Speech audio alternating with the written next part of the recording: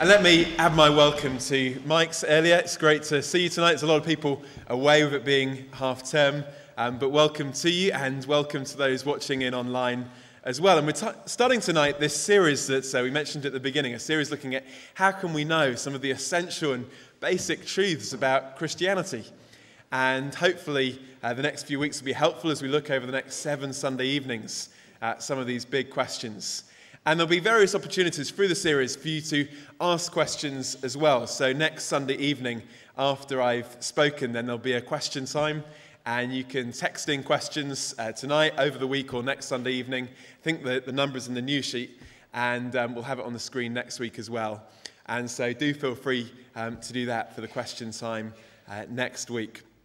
And we're going to do something slightly different in that we're not going to look, normally we'd take one passage of the Bible and look at what that passage has to say, but we're going to take topical questions and see what the whole Bible really has to say about it. And tonight we're coming to this most fundamental of questions of all. How can we know that God exists? How can we know that God exists? The BBC ran a survey in 2004 in 10 different countries around the world, asking people about their beliefs in God. And it came out that 8% of those surveyed said that they were atheists. They didn't believe in God's existence. In 2007, they ran a survey just in the UK, and they discovered that 16% of people in our country say that they don't believe in God's existence. So double the global average of atheists here in the UK. And only 26% of people in our country said that they're not sure what they believe about God. So there's quite a lot who don't believe in God, quite a lot who are not sure what they believe about God, and a whole lot of confusion probably to go with it. Now, I don't know about you tonight, where you're at with these things. Maybe some of us are convinced that God exists, but maybe not all, and maybe you're here tonight and you're not sure, or maybe you're sure that he doesn't. Or it may be that you're a Christian, but you've never really been able to explain why. You kind of have this instinctive feeling that God does, but how could you ever explain that or defend that to someone who thinks the opposite? Is it just a matter of blind faith? Well, wherever you're at, whatever your opinions are, hopefully what we're going to look at tonight is going to be helpful. How can we know that God exists? Actually, one of the things you could do right at the start is turn that question around. How could we know that God doesn't exist? Now, of course, there's a difficulty in proving a negative, as many atheists would point out. But a more fundamental question is, if there is no God, why should we trust our brains to tell us that we can know anything that's true at all? Let me try and explain. John Gray, the philosopher and atheist, said this: "Modern humanism is the faith that through science humankind can know the truth and so be free. But if Darwin's theory of natural selection is true, this is impossible. The human mind serves evolutionary success, not truth." It's interesting he's saying it. He's an atheist, but he's saying, look, if Darwinian evolution is all there is to play with, then why should we believe that at the end of a mindless process of chance that our brains have evolved to distinguish truth, when the overriding factor is survival, not truth? And we all know from examples in politics how truth is often the first to go when survival comes to play. So he's saying, look, if this is a materialistic universe, if Darwinian evolution explains everything, then why should we trust our minds to know anything? So actually the atheist argument undercuts itself. People often say, how can you be a Christian when there's evolution? I say, well, how can you be an atheist when there's evolution? But moving on from there, it's worth saying, well, what God are we talking about when we're talking about the God that exists or doesn't exist? Because, of course, there are many different concepts about God. One of the problems that often happens is the God that is rejected by atheists is not actually the God of the Bible at all, but rather what is often being referred to as a God of the gaps. That is to say that God, he's the being that does the things that we don't understand. So if you rewind a few thousand years, you get to the ancient Greeks, and the Greeks didn't understand things like thunder and lightning, and so they attributed those natural phenomena to gods. You know, there's a god or a couple of gods in the clouds, and they're having a bit of domestic, and they throw some lightning bolts at each other. And they say, well, Ridiculous, isn't it? And so clearly now we've advanced in our knowledge about science, there's no need for God or less need for God because the gaps in our knowledge are being filled up by science. And so if God is simply a God of the gaps, then science and God are obviously equally opposed, aren't they? Because as our scientific knowledge grows bigger, the space for God's existence grows smaller. Now, what's the problem with that? Well, the problem is the Bible never says that God is a God of the gaps. Some of you might remember from last year, we're using the illustration of the Dyson vacuum cleaner. You may have one if you're in the kind of Premier League elite of vacuum cleaner owners, or you may just have a cheap one from Argos like me. But if you have a Dyson, have you ever wondered to yourself, where is Mr. Dyson? Okay, there's this person called Mr. Dyson. Where is he? Is he a little man who runs around inside your grey and yellow vacuum cleaner, sucking very hard whenever you press the button to turn it on? Of course, that's ridiculous, isn't it? Mr. Dyson is not a little man running around inside your vacuum cleaner. Mr. Dyson is 73 years old, he lives in California, and he has a lot of money, because you all bought his overpriced vacuum cleaners. But the point is this, looking for Mr. Dyson in the vacuum would just be stupid, wouldn't it? Now, he has a connection to the vacuum cleaner, he created it. He is responsible for it, but he's outside of it. You can study his vacuum cleaner, but you won't find him in it. Now, it's interesting because Christopher Hitchens, who recently died, atheist journalist, said, "We haven't found God through our greatest microscopes and telescopes, therefore God does not exist." But actually, that would be looking for God in the wrong place. We wouldn't expect to find God through a microscope or a telescope, just as we wouldn't expect to find Mr. Dyson inside the vacuum cleaner. He's outside of it. He created all of it. He's not simply in the gaps. So what does that mean? If God is responsible for all creation, not just the little bits that science hasn't yet explained, then science and faith are not opposed to each other. As our understanding of the world, the universe, on a macro level as we look at the magnitude of it, or on a micro level as we look at the intricacy of a human cell, we are seeing the work of God. And so as we understand more, our appreciation for God doesn't diminish, but increases. That's why someone like Sir Isaac Newton, when he discovered the law of gravity, didn't say, well, now we don't need God. Actually, he wrote a book called Principia Mathematica, and in it he said, quote, "I'm urging the thinking person to believe in the existence of God." Understanding how the universe works didn't do away with the need for God, but helped him to appreciate the work of God even greater. So what we're looking at tonight is not a God of the gaps. That's not the God of the Bible. And it's not the God I'm trying to defend, but rather the God of all creation, the God who's responsible for all of it. So, when we come to the God of the Bible, how can we know that God exists? Well, I just want to give you 4 reasons. We could look at lots more, but I think these might be helpful. Firstly, how can we know that God exists? Firstly, because the universe exists. We just said earlier that science often closes down the gaps in our knowledge about the universe, so there are less and less things that we don't understand. But that's not always strictly the case. Sometimes our increase in scientific knowledge actually opens up gaps and questions that weren't there before. Let me give you one example. Up until a few decades ago, it was commonly believed in the scientific community that the universe had always existed. It eternally existed, and therefore there was no need for a creator because there was no point of creation. And then along came the theory of the Big Bang. Now, what is interesting and ironic for a lot of people is to discover that actually the Big Bang was not so much a problem for theists, people who believed in the existence of God, but actually for atheists, for people who didn't. And the reason is this. The Big Bang said that the universe hadn't always existed, but actually there was a point in the past when not only the universe, but space and time came into existence. And if you're an atheist, that raises big questions. What caused the universe, space, and time to come into existence? We live in a universe where everything has a cause. But what caused the universe itself? It's a big question to answer. Now, of course, Richard Dawkins would come in at this point and say, hang on a minute, that doesn't prove the loving, forgiving, gracious God of the Bible. Okay, no, it doesn't. And it never seeks to do that. But it does ask a big question, doesn't it? What is responsible for this point? It must be something very powerful. It must be something outside of space and this universe, and something outside of time itself. Interestingly, all things that we learn about God from the Bible. Now again, people might throw the question back, well, in that case, who created God, if God created the universe? I was asked that in a question time recently, and I was asked it again by someone this week when I was in Serbia having a conversation. And the student said to me, who created God? I said to him, I'm sorry, I don't understand your question.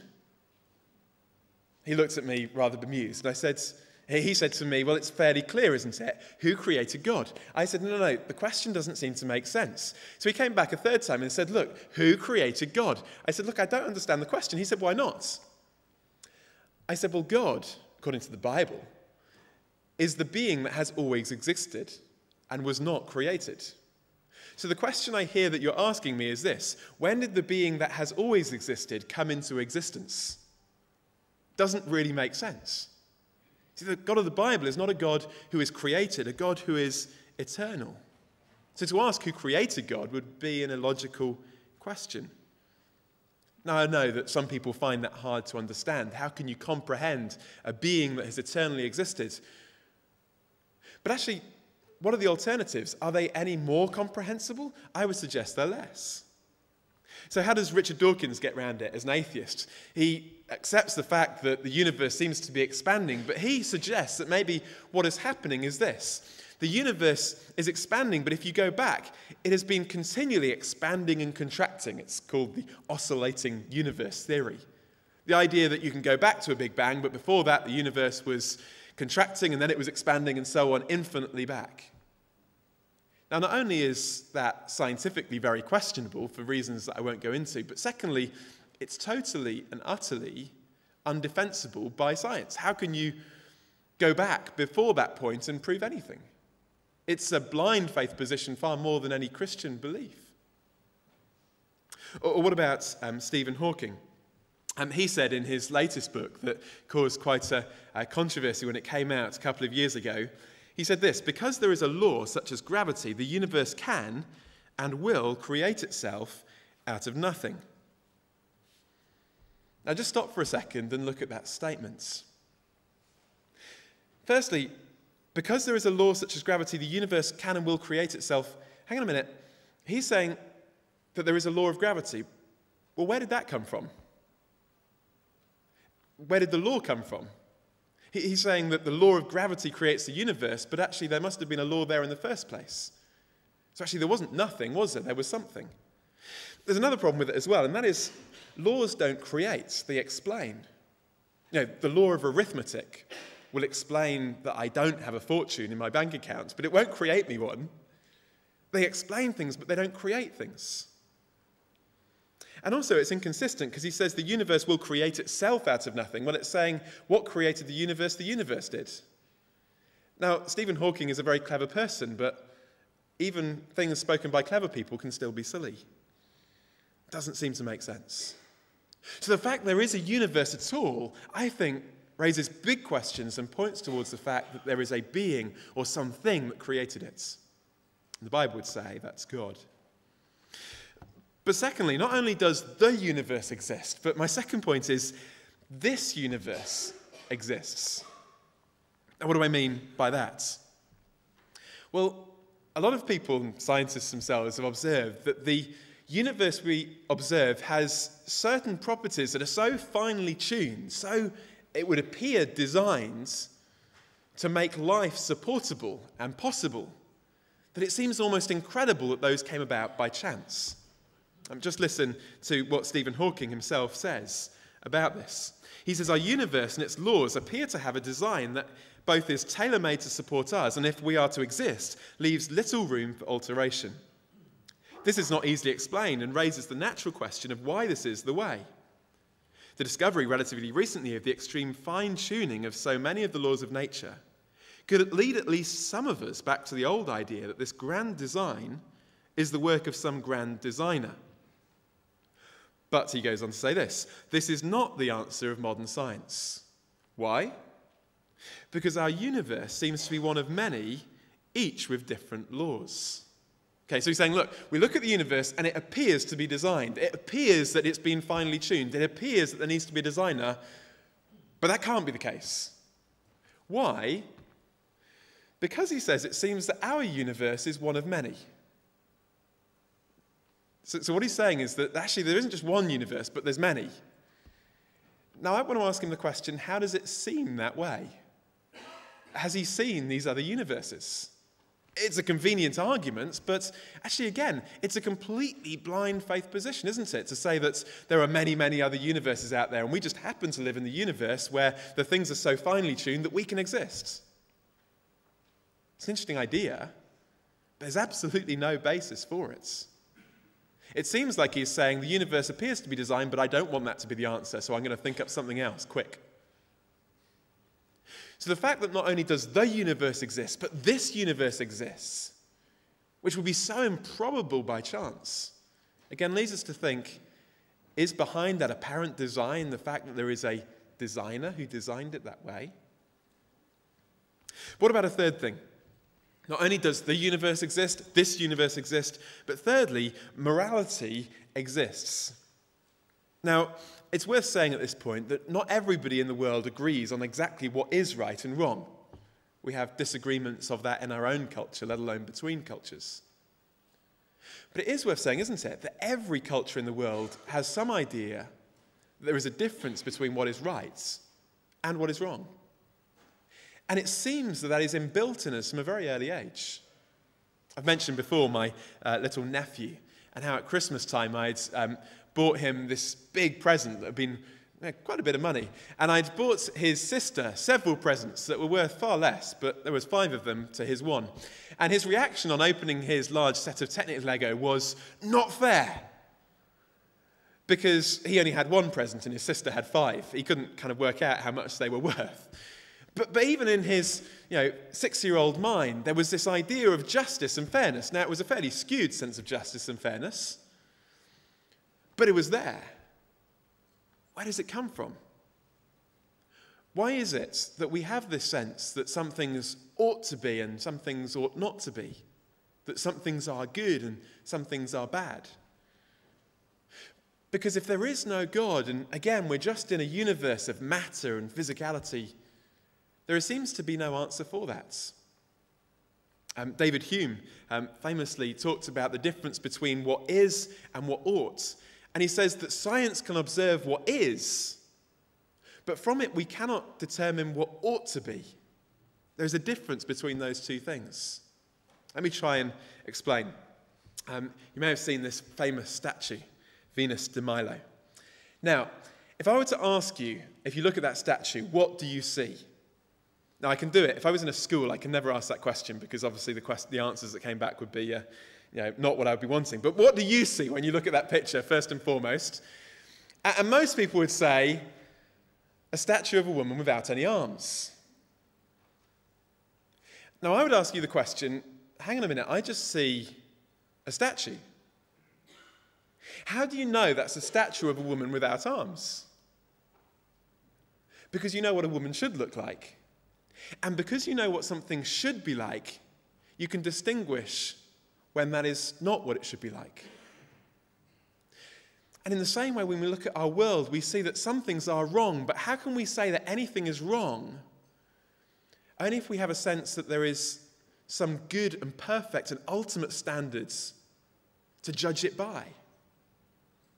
The only way there can be a moral law is if there can be a moral lawgiver. Someone who put that in place. We can't just get an ought from an is. Science can tell us what is there, but it can't tell us what ought to be or ought not to be. Now again, at this point, people try and get around this and give various explanations. And so famously, Richard Dawkins says that morality might be explained by evolution, and that we have evolved to say that some things are good and helpful and other things are bad and unhelpful. But that raises some fairly serious questions. You can see us on one level, but why would altruism be commendable in a simple materialistic evolutionary sense? Why would caring for the sick or the disabled be important or seen as good? Why would being faithful to your wife if she can't have children be something which is good in a purely evolutionary worldview? It wouldn't make any sense, would it? Now, he accepts that, and so he tries to get around it by saying various things. He talks about these things being misfirings of evolution, Darwinian mistakes. He says, look, it doesn't seem to make sense that people might do these things. It doesn't work with evolution, but they do, and it's a misfiring. And then he says, it's a blessed and precious mistake. But how can you describe it as blessed or precious if it's a mistake? It seems he's making a value judgment which he just can't make. Again, he goes beyond that, and he says this: we are built as gene machines, but we have the power to turn against our creators. We alone on earth can rebel against the tyranny of the selfish replicators. But hang on a minute, if we are just the product of genes, how can we turn against them? It might sound convenient, but does it make sense? See, actually, I would say, without God, how can we ever say that some things are right and some things are wrong? How can we make those value judgments? I would say we can't. Now, don't mishear me. Many people misunderstand this point, and they reject it unfairly. Many people think that what I'm saying is, unless you believe in the existence of God, you cannot distinguish between right and wrong. And I'm not saying that. There are many atheists who distinguish between right and wrong. There are many atheists who might do morally commendable things. But what I am saying is, if there is no God, ultimately in reality, regardless of whether you believe in him or not, there would be no basis for morality. Not a question of belief. It's a question of whether this God exists. I'll try and give you an illustration. You might deny the existence of power stations, but that doesn't stop you using electricity. But if power stations did not exist, there would be no electricity. You get the point? And if there was no gods, there would be no morality. So that's the third reason why I think God exists. But here's a fourth. Not only does the universe exist, this universe exists, morality exists, but finally Jesus exists. See, up to this point, you might say, well, all of those ideas sound fine, but they're quite vague, aren't they? They don't necessarily prove to us the God of the Bible. They might prove to us the God of the Quran. But the answer the Bible gives is that we don't just have vague philosophical ideas to tell us that God exists, but the God who exists, the God who created, is also a God who stepped into human history and space and time. And we can know what God is like because he made himself known. So in that passage that we had read to us earlier, we read this: the Word, a description of God. The Word became flesh and made his dwelling among us. We have seen his glory, the glory of the one and only Son, who came from the Father, full of grace and truth. The God who exists made himself known, stepped into this world so we could see what he is like. And then later in the same passage, no one has ever seen God, but the one and only Son, who is himself God and is in closest relationship with the Father, has made him known. This is the claim of the Bible, that Jesus shows us what God is like, because Jesus said what only God could say and did what only God could do. He came with a unique authority to teach, to heal, to forgive. An authority over nature, an authority over evil, an authority over death itself. Doing what only God could do, saying what only God could say. So the claim of the Bible is this: if you meet Jesus, you're not just meeting a messenger from God or a signpost to God, but you can meet with God. Now, of course, that might raise lots of questions for some of you. You might be saying, well, how do I know that the Jesus of the Bible is the Jesus of history? How do I know that the Bible is true? Well, those are great questions, and that's the question we're going to look at next week, so come back. But I think if the Bible is true, and I think we'll look next week at the reasons why I think that is the case, Jesus not only shows us that there might be a God, but there is a God. But not only that there is a God, but also what that God is like. It's not just to prove a point. but actually to reveal to us what that God is like. Now, I think this is important because many people I meet who've rejected God and say that God doesn't exist have done so because their idea about God is so negative that they don't want that God to exist. In fact, very often when I talk to people and they say to me, I don't believe in God, I say, well, tell me about the God that you don't believe in. And after reeling off a load of negative attributes, I say, well, the news is I don't believe in that God either. Can I explain to you the God that I do believe in?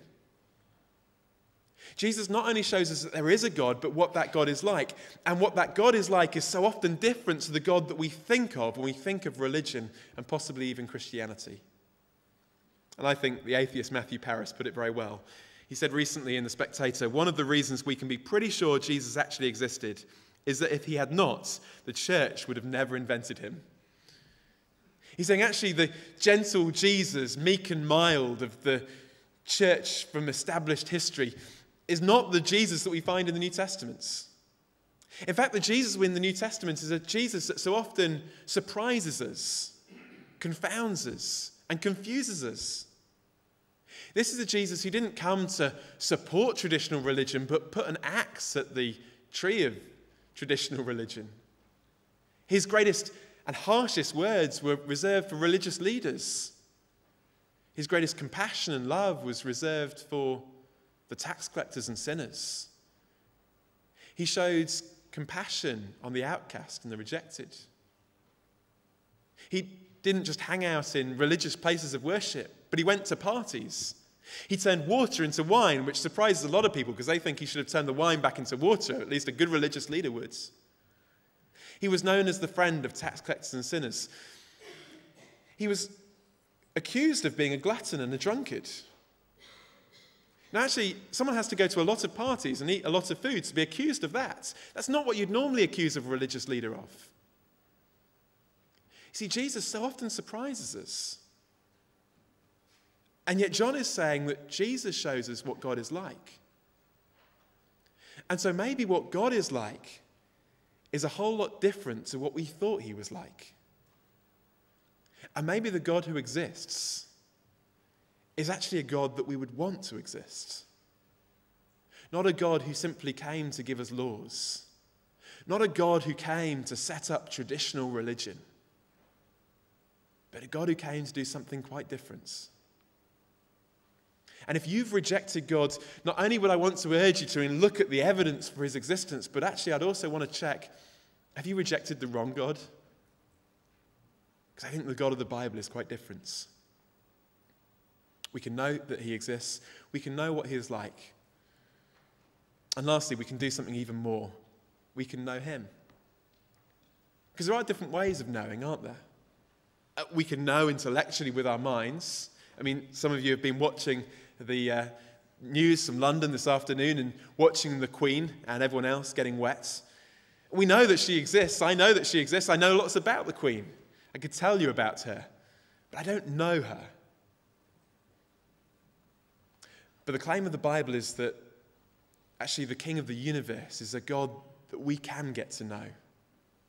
Not simply that we could get to know things about him, but we could actually get to know him. And that is why Jesus came. Not simply to say that God exists, not simply even to say what God is like, but so that we could get to know the God who is there. And my prayer and my hope is that over these next few weeks, that you too can get to know the God who is there. In fact, one of the best ways to start to do that would be to read about Jesus yourself. Why not take away a copy of an account of the life of Jesus? We've got a number down on the piano and they're absolutely free. Take it away and read it for yourself. Don't just take my word, but take one of the source documents and check it out. Who is this Jesus? Don't just take everyone else's opinion. The scattered remains in your mind of RE lessons from a child. Read it for yourself. And come back and ask your questions. Do feel free to ask your questions. I'm going to try and take as many as I can next week. And maybe do something else. Maybe pray.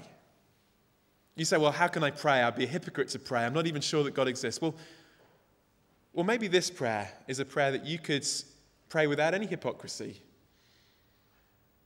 God, I'm not sure whether you're there. You might be. And if you are, I really want to get to know you. And I think if you honestly pray that, then you'll find that this is actually a God who wants to get to know you. Let's pray.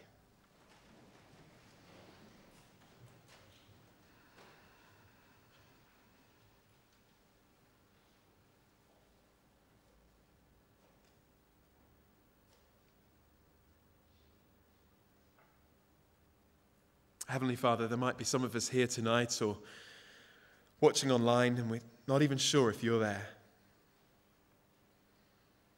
But thank you that you're a God who wants to be known. You're a God who has made yourself known. And I pray that you would make yourself known.